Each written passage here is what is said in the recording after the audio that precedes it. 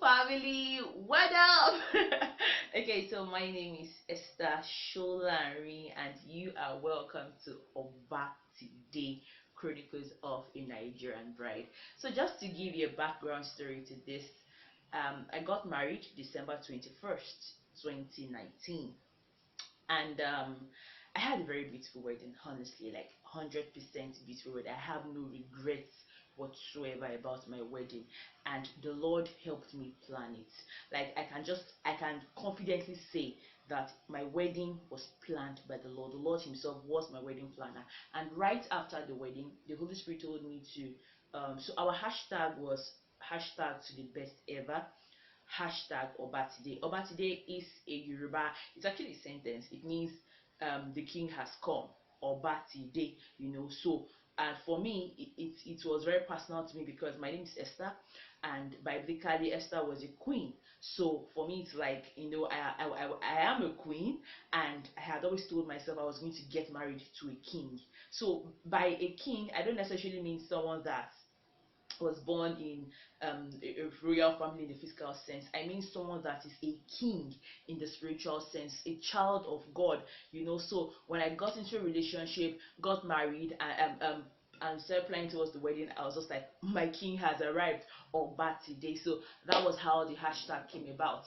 And right after that, I just knew there was something about that hashtag Oba today. Initially, it was Oba don't come, but later I just changed it to Oba today, and I knew in my spirit that God had there was something about it. So right after the wedding, I was having my bath, and the Holy Spirit said, "Why don't you do a series on your wedding plans? I mean, you had a beautiful wedding, and the Lord helped you plan it. How about you help someone else too?"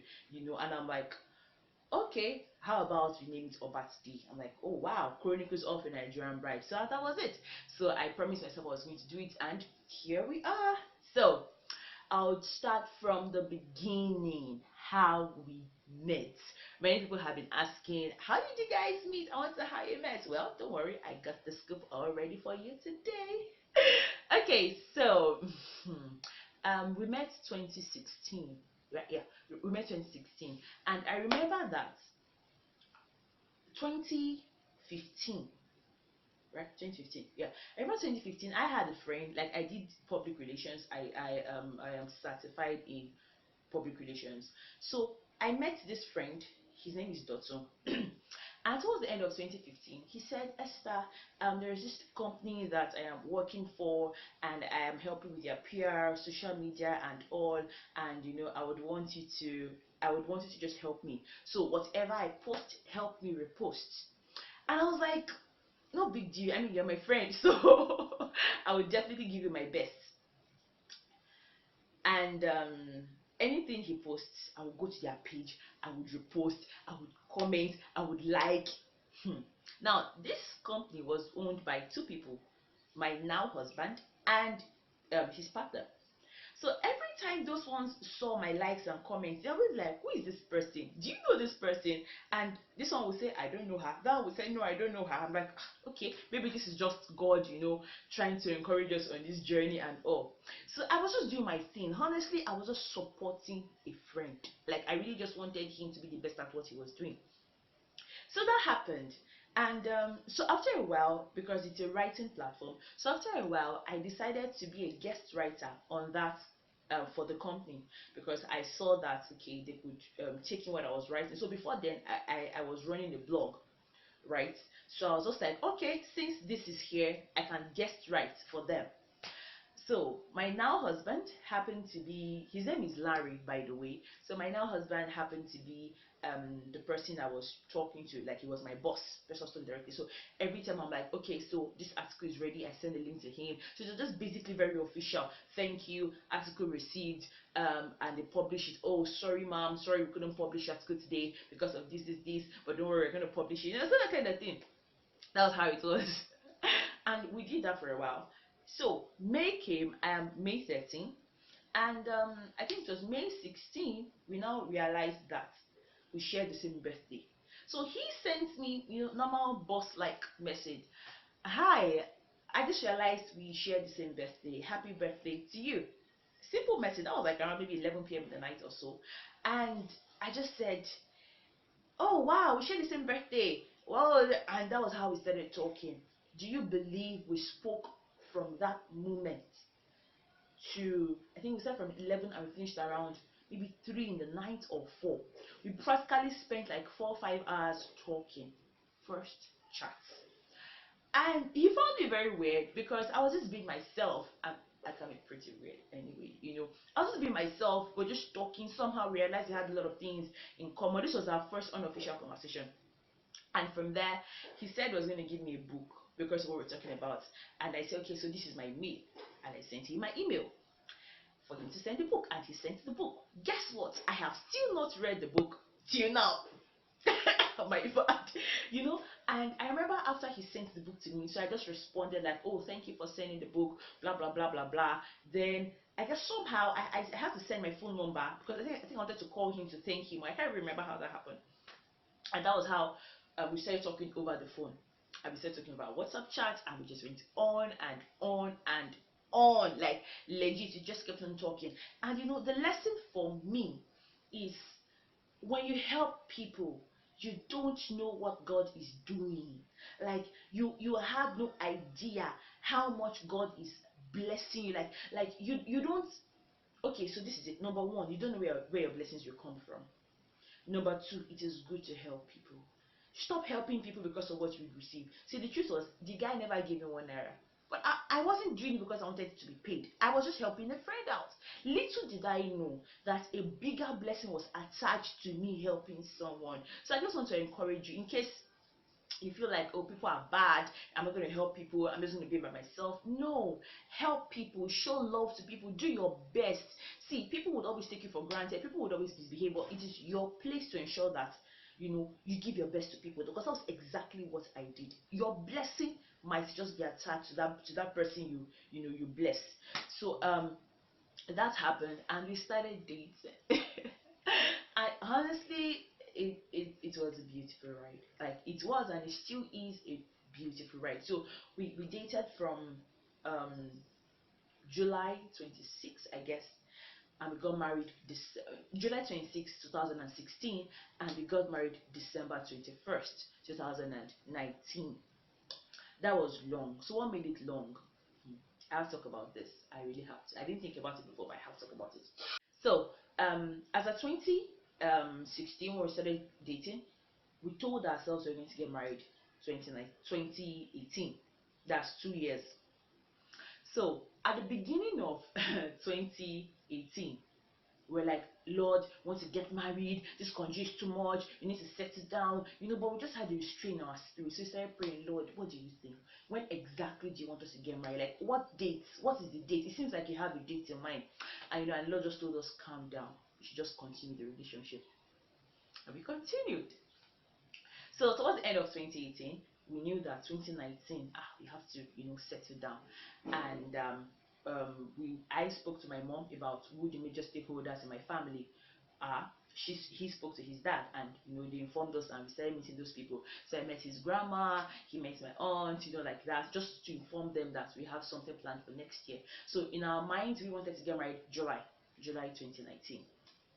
And I remember his grandma said, "Oh, she won't be around. This. So it can't be July. Maybe it will be somewhere around September." I'm like, "It's my wedding now. Who said you have to be there?" But the point is, she's important to him, important to the family, and that means she was important to the wedding. So she had to be around. So I had to just, okay, Lord, September, Abby. Okay, wahala. So we wanted to do our introduction.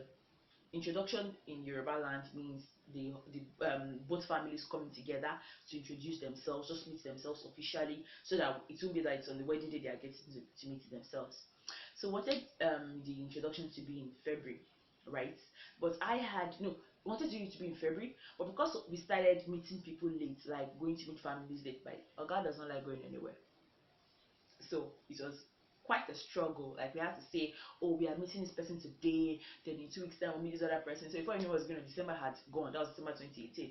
So February wasn't feasible. Like, my mom was like, you can't do February. Okay, so let's do March. Wanted to do March, but it turned out that I had exams. So I am certified. Oh, I didn't introduce myself properly. Jesus. Okay, so I am a certified relationship counselor, founder diary of a single lady, and DSL counseling services. So I was getting certified in professional counseling at India Active Development International.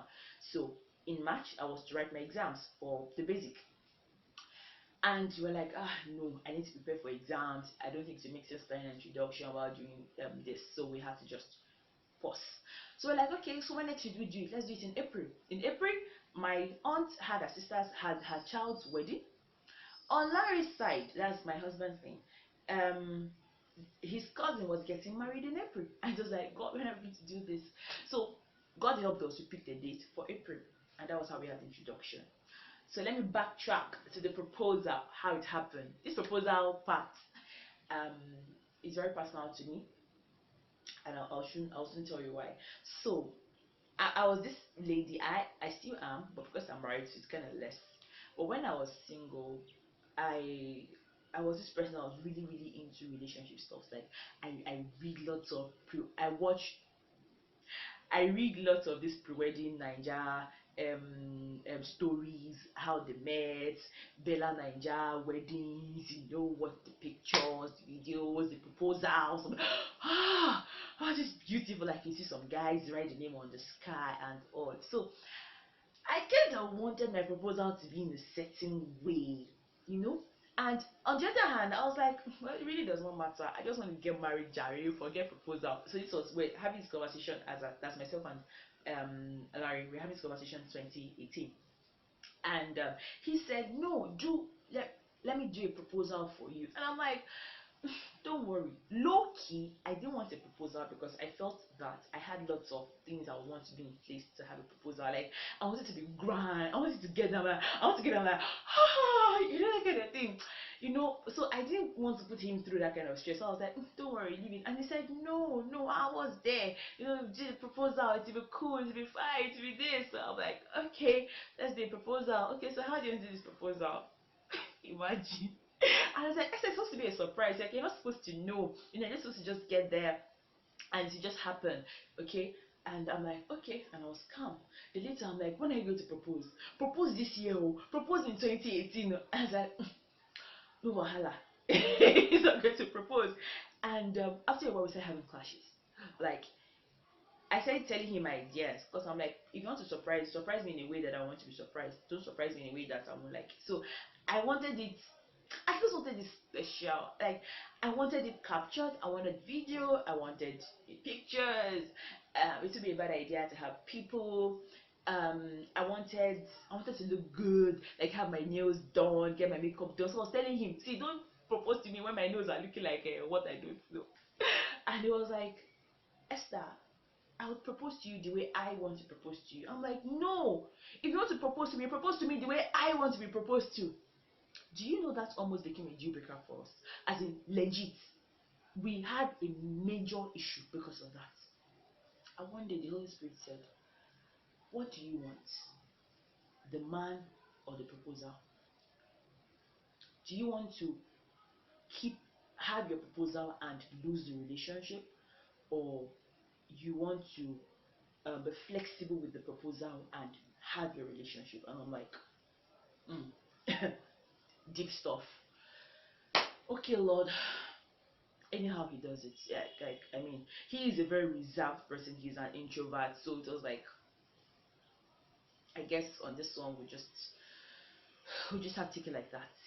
And I just told him, you know what, it's fine. Do it your way.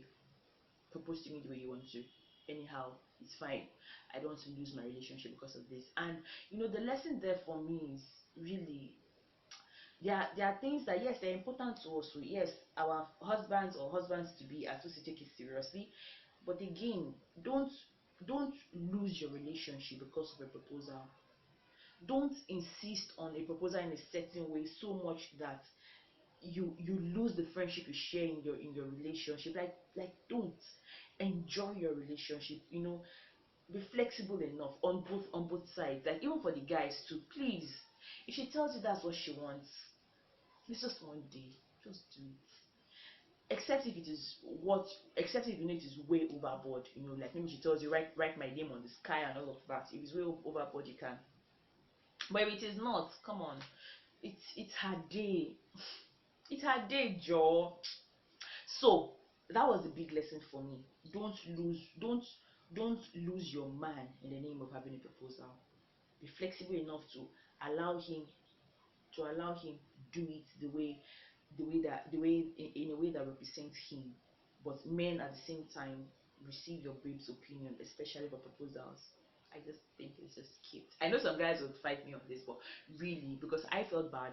Honestly, I felt bad. I feel bad about it. Do I still feel bad now? I'm married, so go matter. Okay, so January came, and one day we started counseling in January 2019. So one day we came back from church together. He came to my house, and as he got in, I have a friend living with me. So she and her fiance were in the house, and it was like, okay, they are here. They were already in the sitting room, so we had to go to the kitchen because, of course, we wanted our privacy. We don't want people just all over us. And so we went to the room. Sorry, not room. We didn't go to the room. We went to the kitchen, and we were just gisting, playing, having fun. So before then, Oga used to do something. Okay, so before then, um Oga has been, I like to call him Oga. Oga has been sending me some stories. Like he said he wanted to write a book. So every day he used to send to me via WhatsApp. Like he said he wanted to ensure that he gets the book together. So he was sending like a series. So today he will send, I'll read, I'll be like, oh wow, awesome, like that. So he has been sending for like I think a week before or 2 weeks before. So another day now we're just there sitting gisting, and I wanted to ease myself. Then he also said he wanted to ease himself, and we went. And I came back, and he said, "Oh Esther, I just sent you today's series. I want you to read it." I'm like, "Okay, I'll read it. I'll read it later." He said, "No, I want you to read it now, like now." I'm like, "Okay," and I just picked it up. I picked up my phone, opened WhatsApp, and I started reading. And I kept on reading, and I got to a point where he said, "I'll love you forever. I want you to be my wife." And the next thing I turned, a guy was kneeling down, like he was practically proposing. To be honest, I was surprised. I didn't see it coming at all, like at all. So it was just really, really beautiful. And after that, we now picked up the phone, went to hide the phone to record, only for us to see that he didn't record. Like the phone did not capture us. Hey! Rule one of proposal broken. Please, my brothers, ensure it is captured. I'm telling you. He felt so bad. Like he legit felt bad. He said what he had in mind was when we got home, he thought it was just going to be two of us. So he would just tell me to go and wear that fine gown. There was no particular gown that I just bought. That he tell me what he wants to see it. That so you by then would have set up the camera and center of the whatever. That's I've been fine. I've been this. And I was like, okay, well, thank you. I love it. The ring was actually very beautiful. Like I absolutely love my ring. I'll show you a picture. It's it. Absolutely love my ring. And I just realized that I was still feeling a little bad because there was no video. Like I didn't have any memory of it. So I did, like, after the proposal, I had to do a small video like, oh, so this happened today. He just proposed to me. I'm so excited. Like I really was excited, but I would have loved if there was a video. And our conversations after that still reflected the fact that he felt bad because there was no video, because he knew I really, really wanted the video. And he tried though, he still did the things I wanted. I told him I didn't want teddy bear, he didn't give me teddy bear. I told him I want cookies with the ring. Initially he was angry, like, what is it? Is it not? I said, bro, you want to propose to me, there must be something to munch after you propose. And thank you, darling, for doing it. God bless you. Like, he actually did put cookies. And yeah, then the ring, the what else? I think it was on yeah, you should have really packaged this. I mean, that was really cool. For someone like him, he tried. It was private, just me and him, but it's awesome. Do you know, it's so private that he didn't allow my friends that were in the sitting room to know that he was proposing to me. So these Christian brothers, we will love them. We love them. Okay, so I noticed that right after the proposal, I was still struggling to feel good about it, honestly. I felt bad because I honestly would have preferred if there was a recording. and I told him about that, and anytime we talked about it he felt bad. I'm like, we can do this again, let's do this again, and he said no, that it's somehow that he won't be able to get that my initial reaction. I'm like, no, we can just do it, like let's just this, what's that word, like act it out, and he was like no, that he didn't want something like that. So I just started praying to God to help me through that emotional stuff that I had about it, and I started feeling better. One day, when we were not planning for the wedding proper, I went to get my jewelry, and my jewelry had this ring, and we're just joking, I just told you, I'm like, see this ring, and Larry said, this ring is fine, hey, this ring is fine, let me propose to you with this ring. No, I think he just knelt down, was like, oh, would you be my wife? I'm like, wait there, we have to record this, and I just set up my phone, and we started recording. Oh yeah, propose to me again, and he just did, hey baby, would you be my wife? It was so funny, but we loved it, and it shows me that there is nothing you can't tell God about. Hi! See, there is nothing you cannot tell God about. God saw my heart. God saw that I really was pained.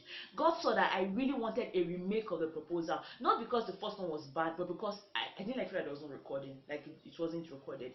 And God made it happen all over again without me even having to consciously plan for it. So you will see the video of that other one. Like it was just very hilarious. It was basically hilarious and fun. Hello guys. So something's about to happen right now. And I'm serious.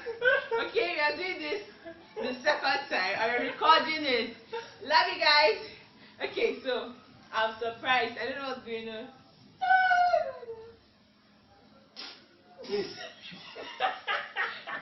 Hello. What's up? Bring your hand. Hey. Come. So stay on one leg. Take it. You don't ask me, will I marry you? Will you marry me? I say yes. I won't say yes.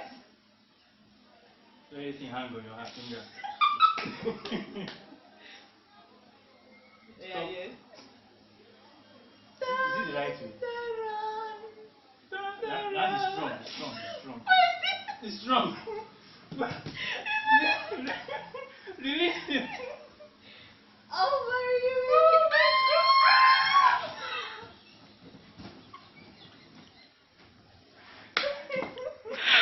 Hey, share it to the video, ma. And that was how Oga actually proposed to me again, and so I got to have two proposals. Okay, so I guess this is enough for the first series of Obatide, for the first episode of Obatide, right? I promise to talk more tomorrow. So it's going to be one episode every day. So tomorrow we'll take it up from the introduction proper, and we just start talking about the wedding plans, the things I learned. If you have questions, please do not ask me. If you have questions, I beg you, ask me if you have questions, whatever, and thank you so much for watching. God bless you. Tell your friends about today. Promises to be super exciting. Yeah, God has really helped me, and I know He will help you. And if you're single and you want a community where you maximize your singlehood, a community that loves you, that cares about you even in your single state, you can follow me on IG at Diary of a Single Lady Official, and I also run podcasts. It's absolutely free. If you're interested, you can just send your number to, you can just send a WhatsApp chat to 08037751536, and just let the chat be DSL podcast. So thank you so much, family. God loves you. God loves you, and I just want you to know that your life can be as beautiful as you want it to be. Have a wonderful, sweet, fabulous, exciting day.